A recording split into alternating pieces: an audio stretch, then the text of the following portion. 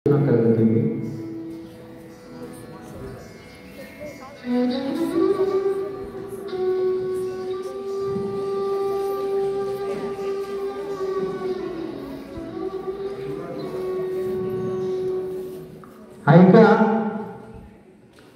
महत्वाची गोष्ट म्हणजे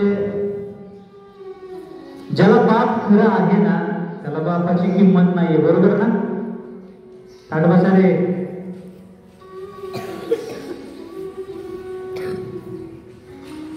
यामध्ये व्यसन कोण कोण करतंय? खरं खरं सांगायचं, कोण करतंय व्यसन?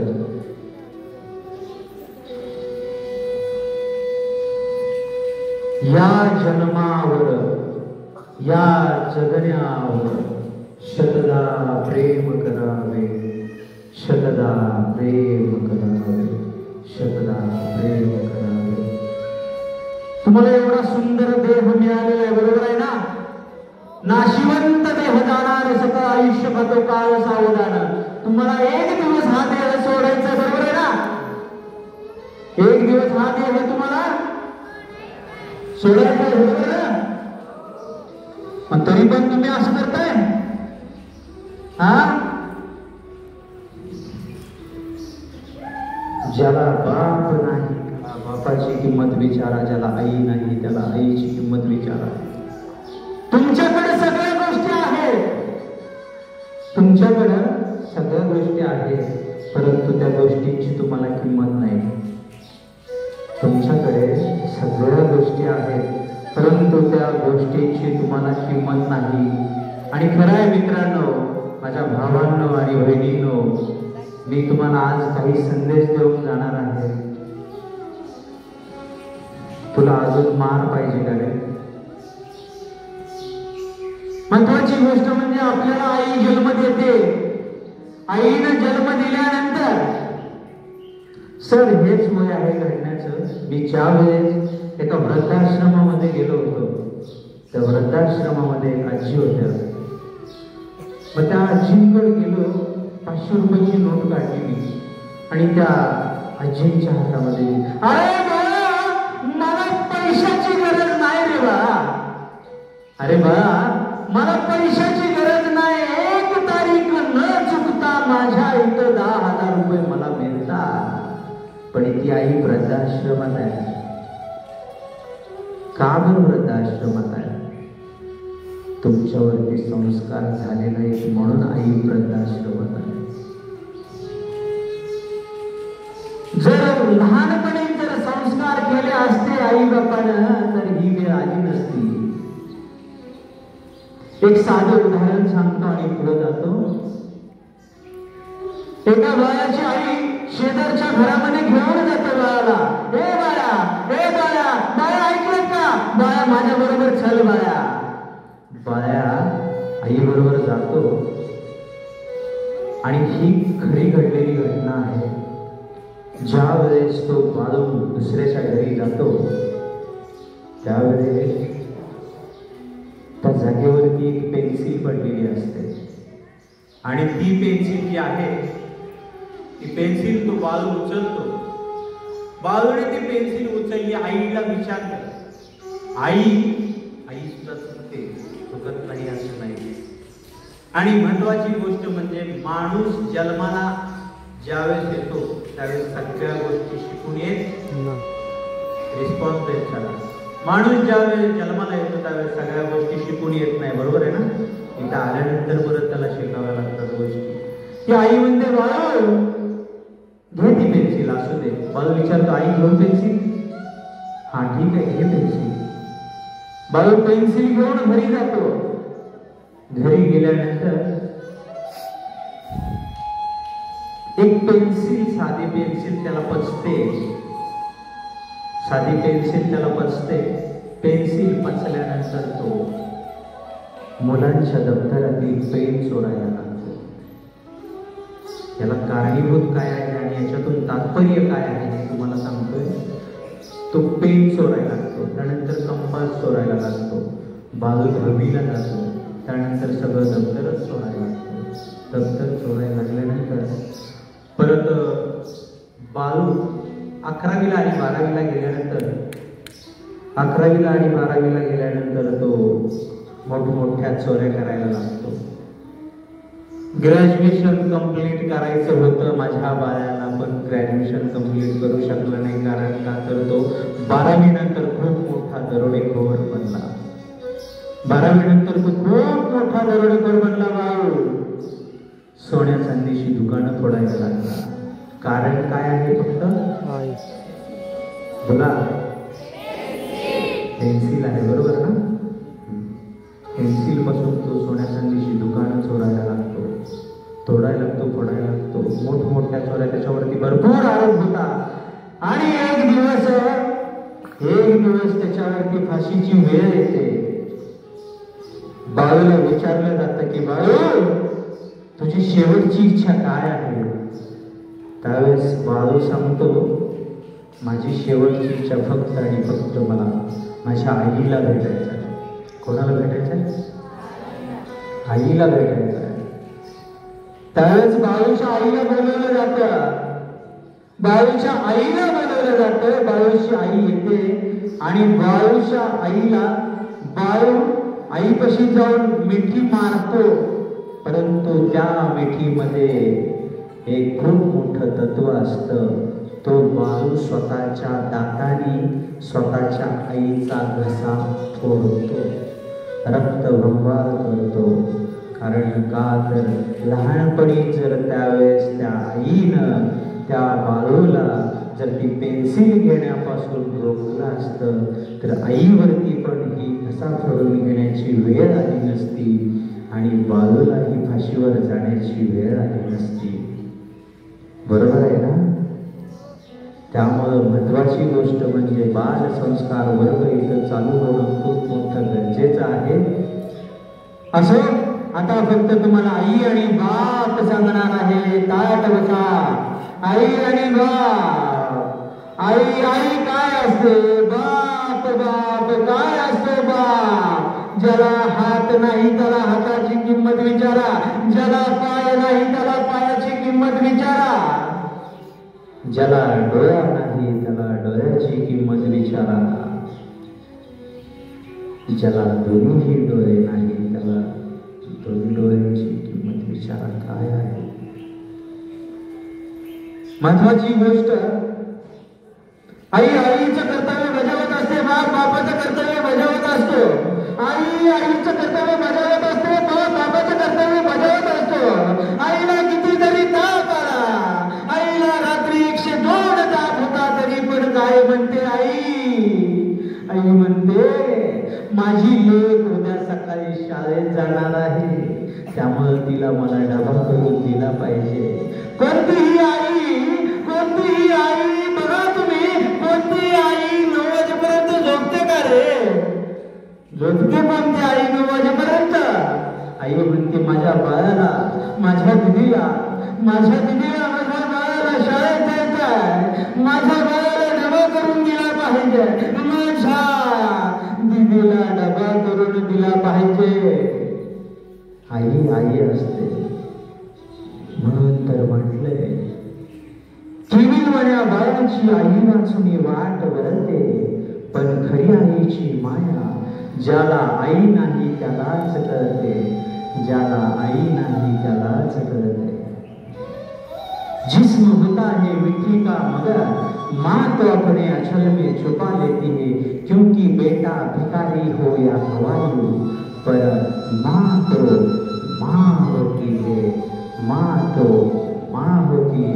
आणि ज्या वेळेस तुम्हाला पश्चाताप होतो त्या पश्चातापाच्या वेळेस फक्त आणि फक्त तुमची आई उरलेली नसती, फक्त आणि फक्त उरलेल्या असतात त्या आईच्या आठवणी. मग त्यावेळेस तुम्ही म्हणता काय म्हणता त्यावेळेस?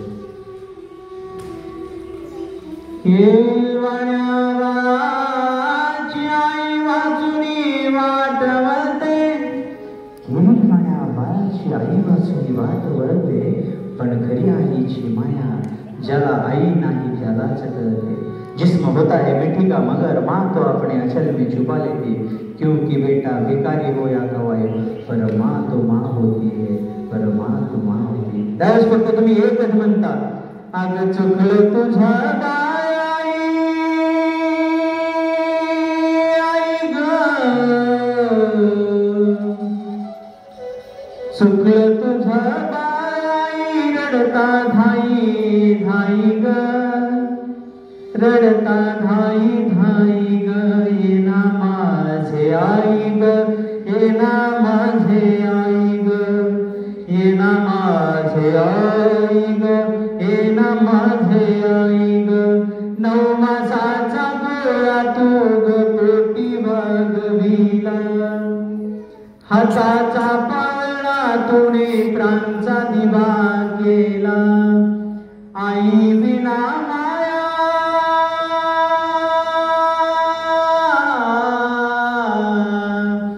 आई बिना माया साऱ्या जगामध्ये नाही ग, विश्वामध्ये नाही ग, ये ना माझे आई ग, ये ना माझे आई ग. त्यावेळेस तुम्ही आईला हात देऊन काही उपयोग नसतो, त्यावेळेस आईला हात देऊन काही उपयोग नसतो, कारण त्यावेळेस तुमची आई राहिलेली नसते.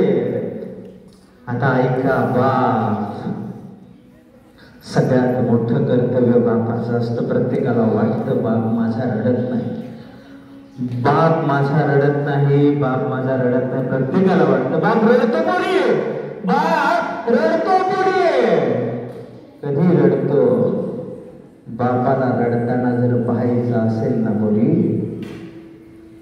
रात्रीच्या 2 वाजता उठायचं, रात्रीच्या 2 वाजता उठायचं. तुमच्यासाठी लाचार होतो का?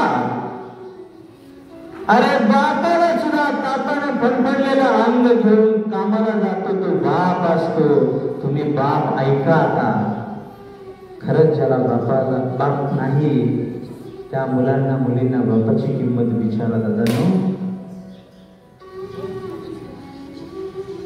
महत्वाची गोष्ट म्हणजे ज्यावेळेस बाप असतो त्यावेळेस खरंच बापाची किंमत कोणाला कळत नाही, परंतु ज्यावेळेस बाप आपला निघून जातो ना त्यावेळेस कळतं की बाप काय असतो.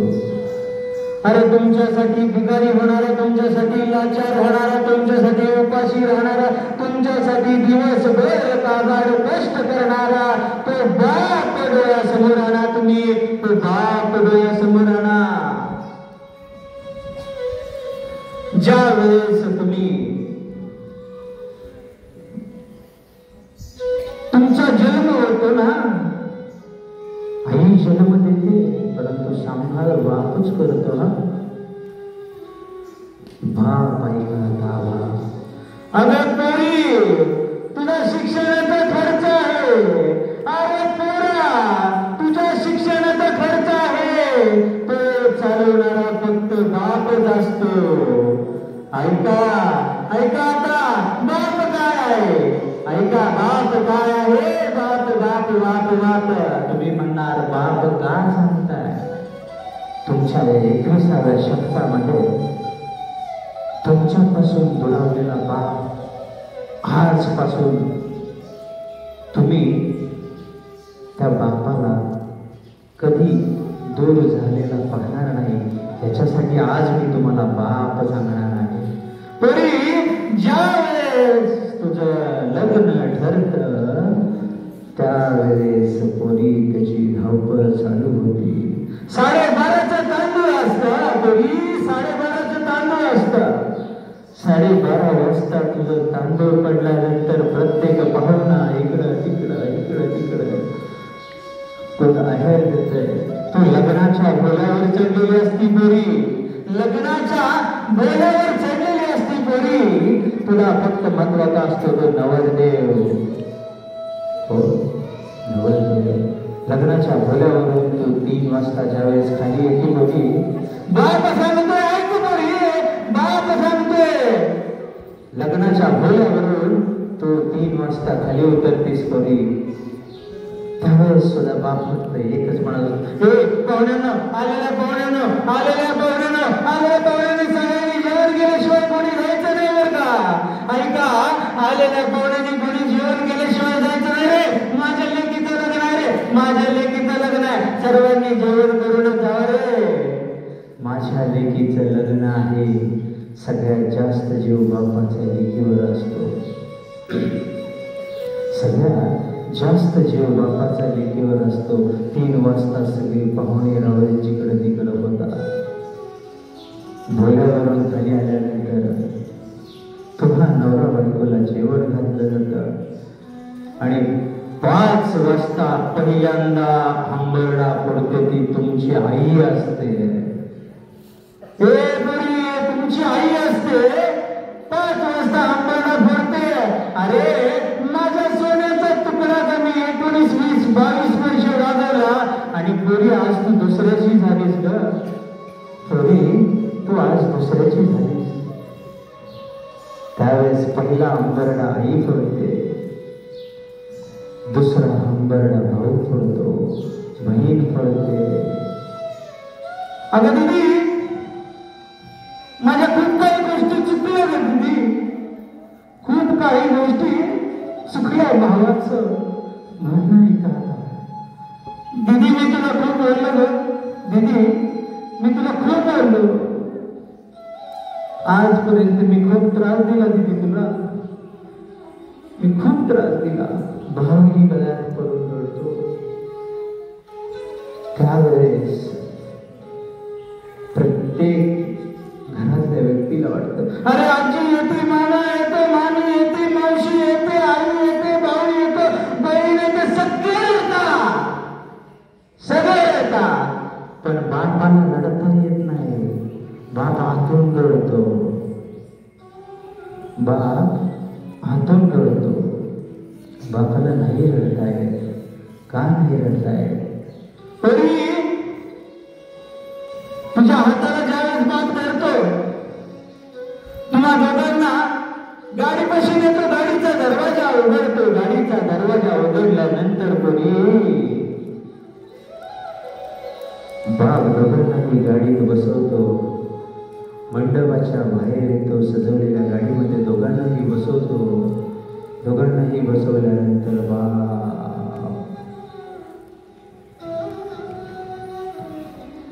बाप म्हणतो की आज तो बाप तुझ्या बाजूने नसतो लेकी. ऐक परी, तो बाप तुझ्या बाजूने नसतो परी, तो बाप जावयाच्या बाजूने असतो परी. संपूर्ण आयुष्यामध्ये कधी बापाची मान खाली झुकलेली नसते. कोणासमोर तो बाप झुकलेला नसतो. फक्त आणि फक्त तो आपल्या पोरीसाठी, आपल्या लेकीसाठी जावयासमोर आयुष्यात पहिल्यांदा झुकतो. पोरी आयुष्यात पहिल्यांदा झुकतो. जावई बापू, एखादी जर चूक झाली तर तिला माफ करा बरं का, तिला माफ करा. कारण बापाला मुलीची किंमत आणि खरी बापाची किंमत ही मुलींनाच असते. ज्या वेळेस गाडी वाटी लावतो, मुलीला सासरी पाठवतो, मुलीला वाईट वाटतं.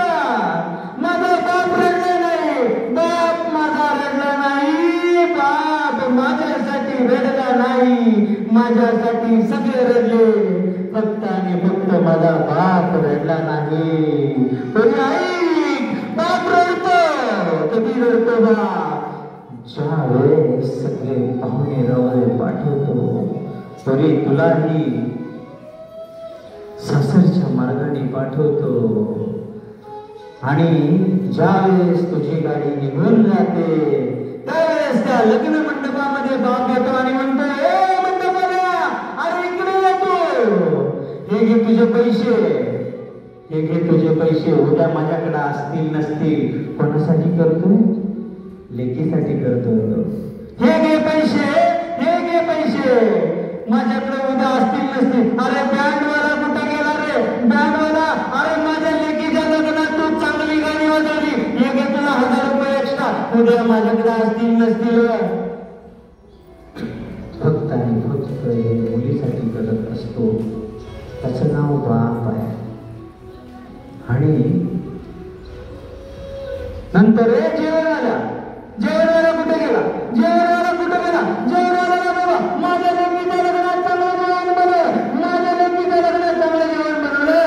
माझे सगळे कवडे खुश झाले. बास, मला एवढंच पाहिजे होतं. हे जेवणवाल्या हे तुझे पैसे घे रे. आणि 7:30 वाजता तुझा बाप परत घराकडे जेव्हा जातो, पोरगी म्हणते, बाप माझा राहिला नाही. लहानपणापासून माझ्या बापाने मला दबावामध्ये ठेवलं. तू कोणत्या मैत्रिणीकडे गेली होती? काय काम होतं? कशाला गेली होती? लहानपणापासून लग्न होईपर्यंत दबावात ठेवलं. तो बाप असतो बोरी, तो बाप असतो. ज्याला खरंच बाप नाही ना, त्याला विचारा बापाची किंमत. 7 वाजता घरी आलेला बाप तरी तुझ्या रूम मध्ये जातो आणि तुझ्या कपाटातली प्रत्येक वस्तू घेऊन त्या प्रत्येक वस्तूला मिठी मारून तो बाप रडत असतो.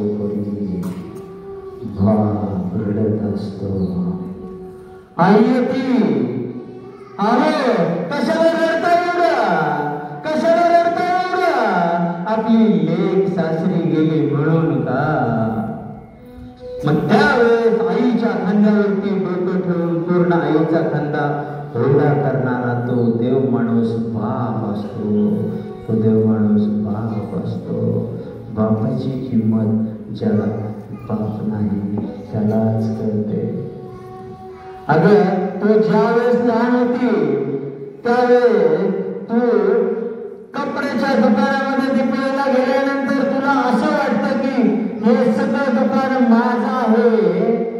का बरं वाटतं? कारण तो बाप पाठीमागा आहे आपल्या, म्हणून ते आपल्याला वाटतं. बाप स्वतःसाठी साधा ड्रेस घेऊन दिवाळी साजरी करेल, पण तुला 2,500 रुपयाचा ड्रेस घेऊन तुझी दिवाळी साजरी करतो. त्या देव माणसाचं नाव बाप आहे.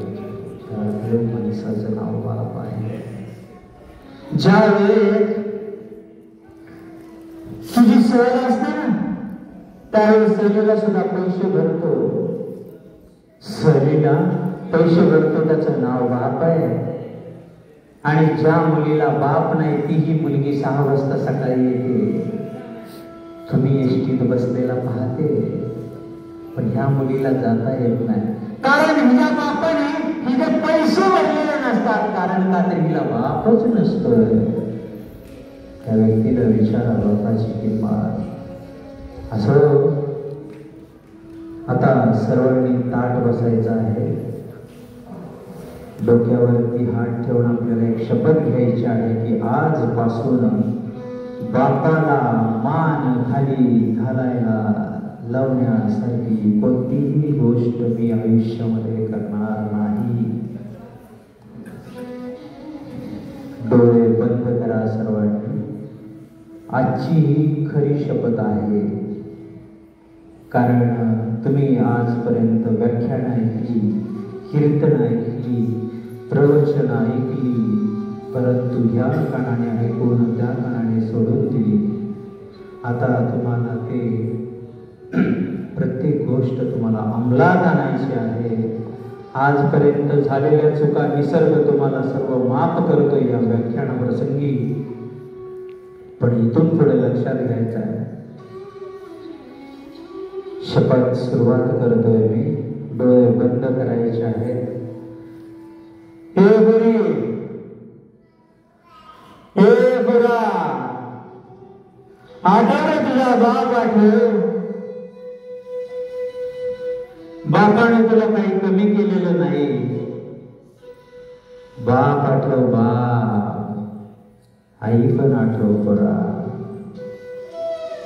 ज्या बापाला लहानपणी तू हे गुरी 2 वर्षाची होतीस ना, त्यावेळेस तू म्हणायची, बाबा माझ्यासाठी तुम्ही घोडा बना, बाबा माझ्यासाठी तुम्ही घोडा बना.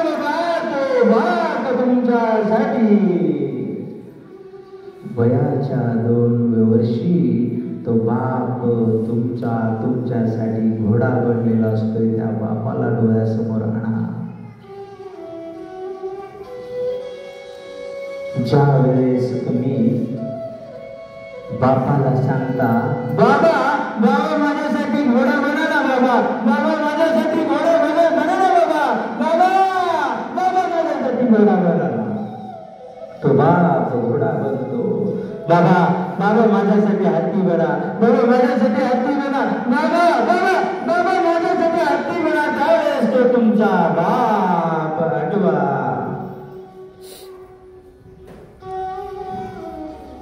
बापाची मान खाली जाणार नाही अशी आज मी शपथ घेतो. असं प्रत्येकाने हृदयामध्ये करून ठेवा.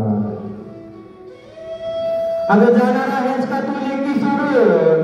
कोणता तरी मुलगा एखादा 2 महिन्यासाठी 2 वर्षासाठी तुझ्या आयुष्यात येतो, तो तुला घेऊन जातो, 6 महिने तुझ्या शरीराचा उपभोग घेतो आणि सोडून देतो. तरी मी तो बाप म्हणतो. बापाला फोन कर 6 महिन्याने की बाबा बाबा माझं चुकलं, बाबा बाबा माझं चुकलं, बाबा मला परत माघारी यायचंय, बाबा बाबा माझं चुकलं. त्यावेळेस बाप तुम्हाला माफ करतो. त्या देव माणसाचं नाव बाप आहे. आठवा त्या बापाला पोलीस स्टेशनला गेल्यानंतर बाप पोलीस स्टेशनला म्हणतो, साहेब साहेब माझी पोरगी, साहेब माझ्या पोरीला शोधून काढावं साहेब, 3 दिवस झालं साहेब माझी पोरगी पळून गेली साहेब, तो नराधमही उठून काढा, पण साहेब माझ्या पोरीला माझ्या ताब्यात द्या. तिच्या आईनं 3 दिवस झालं अन्न सेवन केलं नाही साहेब. तुमचा बाप तिथंही लाचार बनतो. आजपासून प्रत्येक वाघिणीनं ठरवायचं की माझ्या बापाची मान खाली जाणार नाही, माझ्या बापाची मान खाली जाणार नाही. आणि मान खाली जाण्यासारखं कोणतंही कार्य मी करणार नाही. वाघ असो किंवा वाघीण असो, एवढ्या गोष्टी सर्वांनी लक्षात ठेवा. आणि महत्वाची गोष्ट म्हणजे ज्यांना आई बाप आहे त्यांनी आई बाप जपा. हा एकच संदेश घेऊन तुम्ही घराकडे जा. गेले पहिल्यांदा बाबाला भेटी मारा. बाबा बाबा बाबा बाबा आमच्या साखरे सरांनी कोणता तरी माणूस आणला होता, त्यानं सांगितलं, कारण ती मिठी तो स्पर्श पुन्हा तुम्हाला कधीही मिळणार नाही. आता नाही तर परत कधीच नाही, आता नाही तर परत कधीच नाही. बरं का माझ्या वाघिणीनो, माझ्या लेकीनो, आता नाही तर परत कधीच नाही. आज घरी गेल्या पहिल्यांदा बापाला मिठी मारायची पोरानं. आज घरी गेल्या बापाला मिठी मारायची. बापाला म्हणायचं, काय म्हणायचं बापाच्या, बाबा बाबा आजपर्यंत मी चुकले बाबा, इथून पुढे माझी कोणतीही चूक होणार नाही बाबा, इथून पुढे माझी कोणतीही चूक होणार नाही. आणि कडकडून बापाला मिठी मारा. जोपर्यंत बाप आहे तोपर्यंत बाप जपा, तोपर्यंत बाप जपा. सर्वांनी डोक्यावरचे हात खाली घ्या. बापाला आठवा बरं का. परत बाप भेटत नाही. परत फक्त आणि फक्त त्या बापाला फोटोमध्ये पाहायचं आणि फोटोमध्ये पाहून बापाच्या आठवणींना जपायचं. बापाच्या वस्तू असतील त्या वस्तूंना जपायचं आणि तोच आपला बाप म्हणून स्वीकार करायचा. म्हणून सर्व वाघिणींना आणि वाघांना सांगतो, आजपासून कोणताही मुलगा व्यसन करणार नाही. आजपासून प्रत्येक मुलीच्या मनामध्ये विचार पाहिजे, प्रत्येक मुलीच्या मनामध्ये विचार पाहिजे की माझ्या बापाची, माझ्या आईची, माझ्या खानदानाची मान खाली जाणार नाही, असं कोणतंही कर्तृत्व मी करणार नाही. मुलांनी पण लक्षात ठेवा, व्यसनापासून लांब राहा, कारण ही एक शरीररूपी गाडी आहे. जसं गाडीमध्ये पाणी टाकल्यानंतर जमत नाही, तसंच या शरीररूपी गाडीमध्ये तुम्ही साला मावा खाता, गोवा खाता, गुटखा खाता, दारू पिता, सिगरेट ओढता. तुमच्या आई बापाचे संस्कार नाहीत यात दिसून. आजपासून मी कोणतेही व्यसन करणार नाही. आजपासून मी माझ्या आईला आणि बाबांना कोणतीही गोष्ट खोटी बोलणार नाही. हे फक्त आज शपथ रूपी तुम्ही इथं घेतलेलं आहे, परंतु त्या सगळ्या गोष्टी आपण मनामध्ये, काळजामध्ये पेरून घरी घेऊन जायचंय. आणि प्रत्येक व्यक्तीनं घरी गेले गेले आपापल्या बापाला मिठी मारायची आहे. इथं कोणाचे आई वडील आले असतील तर त्यांनी पुढे या.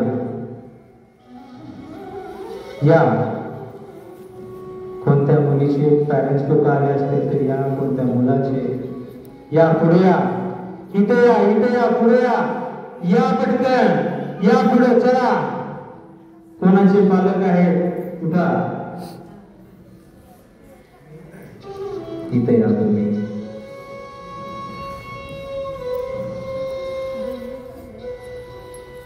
कोण आहेत मुलं, कुठे आहेत?